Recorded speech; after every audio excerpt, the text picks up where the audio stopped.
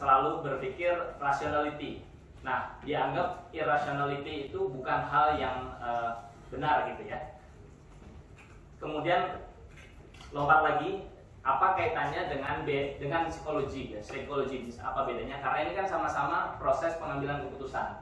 Psikologi juga memikirkan bagaimana orang itu mengambil keputusan gitu. Bedanya adalah garis besar secara singkat, bedanya adalah kalau di psikologi itu individual, itu unik, masing-masing individu punya pola pikir sendiri, cara berpikir sendiri, dan seterusnya. Sedangkan kalau di ekonomi, kita harus melihat secara general, sehingga behavioral economics melihat bagaimana trennya gitu, kira-kira gitulah, stereotype dan seterusnya. Itulah yang dilakukan di ekonomi.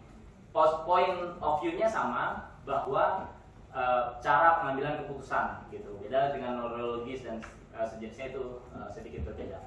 Nah, kemudian tadi ada di atas ini ada sistem 1, sistem 2. Ini quote unquote cara berpikir manusia lah gitu ya, walaupun sebenarnya ini penyederhanaan dari kejadian yang ada di dalam proses pengambilan keputusan. Nah, selanjutnya adalah mengapa ilmu ini penting? Kenapa orang beliau-beliau tadi itu baru dapat Nobel gitu ya?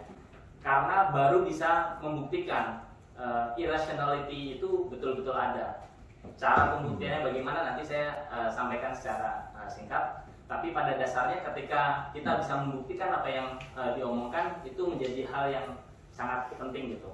Nah, pembuktian ini tentu bisa diulang gitu ya. Kasusnya bisa kita lihat dan seterusnya lah, sehingga bukti-bukti inilah yang membuat Nobel tadi bisa dikeluarkan di tahun-tahun yang tadi saya sebutkan.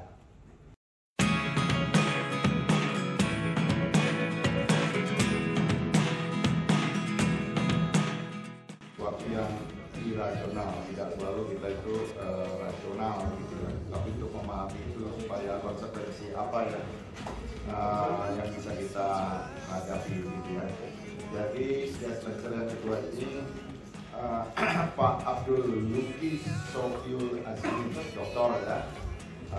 Beliau ini sebenarnya satunya sama mesin, teknik mesin, tapi ini multi jurusan ya. Keduanya magister hukum ya.